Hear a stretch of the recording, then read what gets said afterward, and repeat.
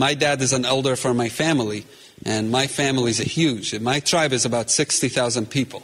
And we actually have very similar thing to the church. We have elders to each small group of few hundreds, and when there's problems, these people meet and fix the problems. Some people look at it as backward and not obeying the law and blah, blah, blah, all of that.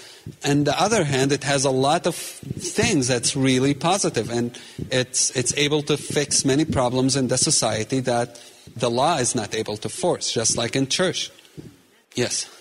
How can I justify loving our country? I think it's normal when you live in a place, you're grateful for it, you love it, you pray for the peace of it. The Christians in the first century always prayed for their country to live in peace.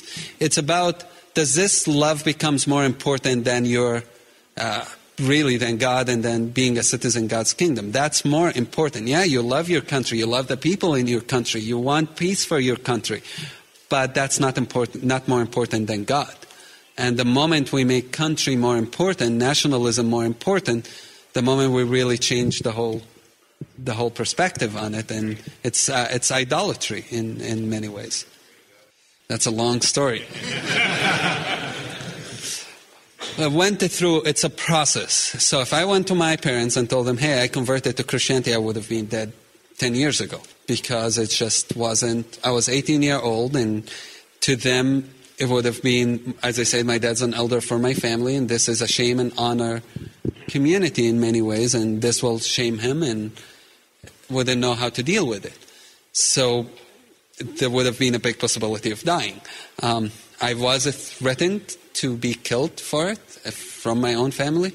But my family I'm very blessed because they found a way kind of to deal with it. I did sit with them. I did read the Bible with them. I did a lot of things. I always tried to avoid the confrontation.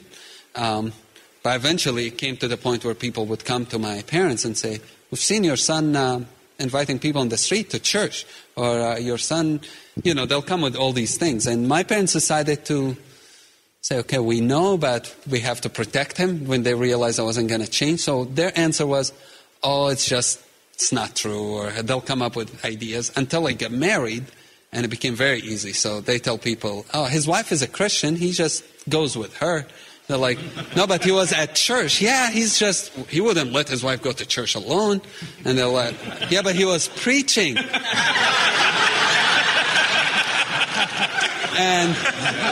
And that's my favorite answer, because what they say, well, if he's there, let him speak. Now, I am really blessed, because that's not what most Muslim families would do. Right. And my family decided to protect me. My brother came to me and said, there were people going to print a paper against you in Bethlehem, spread it around, which basically would be a death sentence if that happened. He said, fortunately, I was able to stop it, but slow down your work.